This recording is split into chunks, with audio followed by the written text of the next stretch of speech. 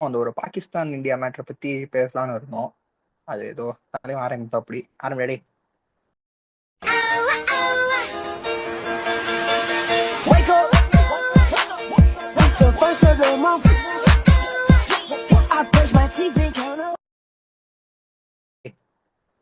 என்னன்னா லைக் இப்போ இருக்கிற current situation of Pakistan team சொல்லியிருந்தாரு.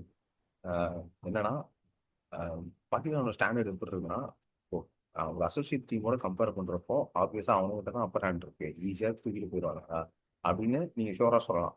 அதுவே ஒரு இப்போதைக்கு ஒரு நல்ல நல்ல ஒரு ரேட்டிங் இருக்க டீம், இந்தியா, ஆஸ்திரேலியா, நியூசிலாந்து அந்த மாதிரி டீம் கூட கம்பேர் பண்றச்ச கண்டிப்பா சொல்றேன், not up to standard guys. ஏன்னா ஈஸியா சொல்லிடலாம் யார் வின் பண்ணுவாங்கன்னு. ஒரு காம்படிஷனே இல்லை. இப்போ நீங்க அதை காரணமா வச்சுட்டு லைக் டிஆர்பிக்காக அதுக்கப்புறம் இவங்களோட அந்த ஒரு பயங்கரமான ஒரு ரைவல்ரி அது இதுன்னு போட்டு ப்ரொமோட் பண்ணி எல்லாரையும் இதுலயே வச்சிருக்கணும், இந்த ஒரு கண்டென்ட்லயே கொண்டு வரணுன்றதுக்காக என்ன பண்றானுங்கன்னா, ஒரு ஐசிசி ஈவெண்ட்டோ இல்லை ஏதாவது ஒரு ஏசியா கப் அந்த மாதிரி ஈவெண்ட்லையும் வேணும்னே ஒரே இதுல போடுறது, ஒரே பொருளை போட்டு ஆட வைக்கிறது. இல்லாட்டினா ஒரே எப்படி சொல்றது, நாக் அவுட்ஸ்ல தெரிஞ்சு போயிடும். ஏன்னா பாகிஸ்தான் கண்டிப்பா வந்துட்டு இப்போ ஏதாவது ஒரு வேர்ல்டு கப் வருது அப்படின்னா குவாலிஃபை ஆகாது. இப்ப எப்படின்னா லைக் உங்க 2 பேருக்குள்ள வார் இருக்கு. லைக் இந்த மாதிரி உங்க இந்த கண்ட்ரிக்குள்ள வந்து இது இருக்கு அப்படின்ட்டு அப்படின்னா ஒண்ணு என்ன டிசைட் பண்ணணும் அப்படின்னா மேட்சே ஆடக்கூடாது டிசைட் பண்ணிடணும். லைக் அந்த மாதிரி மேட்சே வராத மாதிரி முடிஞ்ச வரைக்கும் குரூப் பிரிக்குமோ அப்படின்னா நம்ம செட் பண்ணிடணும். இல்லைன்னா எப்பவுமே ஆடுற மாதிரி ஆகும். 22ல இருந்து சீரியஸ் ஆடுறது இல்லை கரெக்டா. 22ல இருந்து பைலாட்டரி கேன்சல் பண்ணிட்டீங்க பிகாஸ் ஆஃப் இந்த மாதிரி இருக்கு அப்படின்னு. ஆனா அதுல இருந்து எல்லா வாட்டியுமே அவன் சொன்ன மாதிரி ஒரே குரூப்ல போட்டு போட்டு ஏன் மேட்ச் வைக்கிறீங்க? உங்களுக்கு கிரிக்கெட் ஆட வேணாம் அப்படின்னா நீங்க ஐசிசி கிட்ட சொல்லி இந்த மாதிரி இல்ல குரூப் மாத்தி போடுங்க அப்படின்னு சொல்லலாம். ஏன்னா இப்ப செமிஃபைனல் ஃபைனல்ல மீட் பண்ணிட்டாங்கன்னா விட்டுலாம். அது ஒண்ணும் பண்ண முடியாது. லைக் அது வந்து ஓகே நல்லா கிரிக்கெட் ஆடி ஜெயிச்சிட்டாங்க அதெல்லாம் மீட் பண்ணிட்டாங்க விட்டுலாம். பட் ஆனா நார்மலா எல்லா வாட்டியுமே வேணும்னே போட்டு போட்டு லைக் உங்களுக்கு வந்து அதுல வந்து நீங்க டிஆர்பி பார்க்கணும் தான் நினைக்கிறீங்க தவிர லைக் தேசப்பற்று நான் வந்து இந்தியா சோல்ஜர்ஸ்க்காக ஆட மாட்டேன் அப்படின்றதுதான் வந்து அது ஒரு சும்மா கதை தான் சொல்ல முடியும். ஃபுல் எல்லாமே இதுதான் காசு தான் பாக்குறாங்க. அதான் கரெக்ட் தான். ஏன்னா நாக் அவுட்ஸ்ல மீட் பண்ணிக்கிட்டா ஓகே கம்பல்சரியா வச்சாகணும், ஒரு காமன் வென்யூல வைக்கலாம் அப்படின்னு முடிவு பண்ணிக்கலாம். ஆனா நீ என்ன சொல்றேன்னா, நான் வந்து உனக்கு நாக் அவுட் ஆன லீக் ஸ்டேஜ்லயே வந்துட்டு 2 பேரையும் ஒரே இதுல தான் போடுவேன். அதான் தெரியுதுல 2 நாட்டுக்கும் சண்டை இருக்கு அப்படின்ட்டு. அப்போ நீ தனியா போகலாம். ஏன்னா அவங்க தான் இந்த ஒரு பைலேட்டர் சீரீஸும் நடக்கிறது இல்லை. எந்த ஒரு எப்படி சொல்றது, எந்த ஒரு சீரீஸ் எல்லாருமே ஸ்டாப் பண்ணிட்டாங்க 2012 இருந்து. ஸோ அப்படி இருக்கிறப்போ நீ எதுக்கு அப்படி பண்ணணும்? இது பிசிசிஐ கேட்டா இது ரெக்வஸ்ட் பண்ண எவ்வளோ ரெக்வஸ்ட் பண்ற, அது சேஞ்ச் பண்ணணும்னால இந்த ஒரு இதை ரெக்வஸ்ட் பண்ண முடியாதா? வென்யூ சேஞ்சுக்கு கேட்குற, அவன் அதவே பண்ணி தரான் ஐசிசி உனக்கு. ஆனா அவனுக்கு இது பண்ண மாட்டானா, போல்ல இருந்து மாத்தி போட மாட்டானா? அதுல பேலன்ஸ் பண்ண முடியாதா? அதான் சொல்லிக்க முடியாது. என்ன சொன்னீங்கன்னா சரி ஓகே நாங்கள் பாலம் சப்போர்ட் பண்ணுறோம் அப்படின்னு அந்த இன்டர்வியூ போஸ்ட்மேஸ் இன்டர்வியூ பார்த்தேன். அது ஓகே நல்லா இருந்துச்சு. Like stand for the families and teams of பாலினம் அப்படின்னு சொல்லி போட்டிருந்தான். டீம்ஸ் வந்து ஃபேமிலிஸ்னு. ஸோ ஓகே அது வந்து ஓகே அப்படிதான், அதுதான் நல்ல ஒரு ஸ்டேட்மெண்ட்டாக இருந்துச்சு. ஆனால் கை கொடுக்காம வந்தது அதுக்கு நீங்கள் இப்போ விளாடாமல் இருக்கலாம்னு ஒரு பக்கம் சொல்கிறாங்க. இன்னொருத்தம் வந்து என்னன்னா விளாண்டுருக்கலாம்டா, நீங்கள் விளாண்டுறது ஸ்போர்ட்ஸ் உள்ளே கொண்டு வராதீங்க அப்படின்னு சில பேர் சொல்லிட்டு இருக்காங்க. என்ன கேட்டால் புரியுதுன்னா, இந்த மேட்ச் நடக்காட்டினா உனக்கு வார நிற்க போதா? இல்லை, மேட்ச் எப்படி நடக்கலாம் போகுது, ஏசிய கப்ல அவங்க விளையாட தான் போறாங்க. ஸோ மேட்ச் எல்லாம் நிற்க பாடலாம், கை கூட்டு வந்திருக்கலாம். டிசிப்ளின் அது ஸ்போர்ட்ஸா பார்க்கணும். அவ்வளவுதான் என்ன அதான் பொறுத்தளவு. ஒண்ணு நீ வந்து ஒண்ணு டிசைட் பண்ணிதானா மேட்சை விடக்கூட டிசைட் பண்ணிடணும். இல்ல நீ விளையாடதான் போற அப்படின்னா கை கொடுக்கறது ஒரு பேசிக் இது சொல்லுவாங்க எனக்கு தெரியல. பேசிக் பொலைட்னஸ் சம்திங் சொல்லுவாங்க. அது வந்து ஒண்ணு நீ அவன் கூட மேட்சே அடிக்கலிட்டு அவனுக்கு பால் போட்டிருக்க, அவன் பால்ல நீ சிக்ஸ் தான் அடிச்சிருக்க, பேட்டிங் முடிச்சிருக்க, அதுவே பண்ணிட்டு எனக்கு கை கொடுக்காம இருக்கிறதுன்னு ஒரு மாதிரி சீப்பான பிஹேவியர் தான். ஒண்ணு ஆடாம இருந்திருக்கணும், இல்ல ஆடிட்டா அப்படின்னா கை கொடுத்துட்டு வர்றதுன்னு ஒரு பண்ணிருக்கலாம்.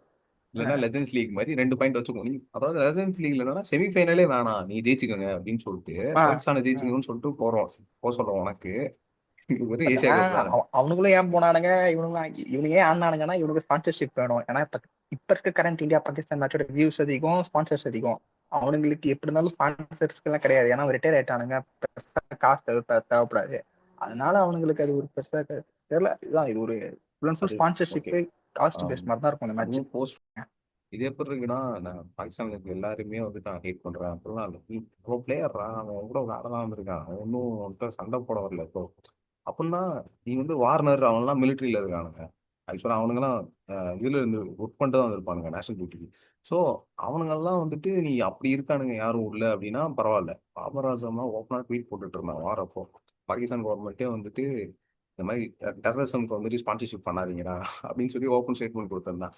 அப்படி இருக்கிறப்போ அவனுங்களுக்குள்ளே பிரச்சனையா தான் இருக்கு. நீ அந்த இடத்துல போயிட்டு அங்கேயும் போய் லூஸ்தனமா அப்படி கை கொடுக்காம அதுன்னு வருது. ஸ்போர்ட்ஸ்மேன்ஷிப் மட்டும் இல்லடா, அவனுங்க யோசிக்கிறானுங்க ஃபீல்ட் என்னன்ட்டு சயின்ஸ் ஆஃப் எல்லாரும் என்னடா கை கொடுக்காம கூட போறீங்க அப்படின்ற இது நமக்கு தான் ஒரு மாதிரி அசிங்கமான விஷயமே தவிர்த்து அவன் வந்து எதுவும் ஐயோ என்னடா கை கொடுக்காம போயிட்டாங்கன்னு யோசிக்கிற அளவுக்குலாம் பெரிய விஷயம் இல்லை. இன்னொன்று வந்துட்டு உண்மையிலே அதான் அப்புறம் சொல்லணும்னா இதை பார்த்து ஃபயர் விட்டு அடிக்க போற அளவுக்கு இது ஒரு பெரிய விஷயம் கிடையாது. ஆமா, இதெல்லாம் ஃபயர் போட்டு அடிக்க போற அளவுக்குலாம். நீங்க ஓகே இந்த அளவுக்கு இதா இருக்கீங்களோ அந்த மாதிரி நீங்க இது ஒரு பெரிய விஷயம், இது ஐயோ சூப்பரா இந்தியா அப்படிலாம் சொன்னீங்கன்னா இது ஒரு ரொம்ப எச்சத்தனமான ஒரு விஷயம் தான். Don't support all these activities எல்லாம். இன்னொன்று விஷயம் என்னன்னா அத்தர் வந்து நல்லா சொல்லியிருந்தான். ம், அவனுங்க ஸ்டாண்டர்ட் வந்து இப்போதைக்கு நல்லா இல்லை, ரொம்ப போராக தான் இருக்கு. அந்த குவாலிட்டிக்கு வந்து ப்ரொவைட் பண்ணல இன்னும் ஆஸ்திரேலியான்றது.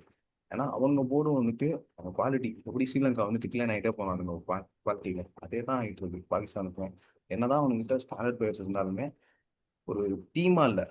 இப்போ இது அங்கங்க ஒன்று மூணு பேரை பண்ணலாமே தவிர்த்து ஒரு டீமா அவனுங்க பெருசா இன்னும் பண்ணல. அதுதான் பிரச்சனை அவனுக்கு.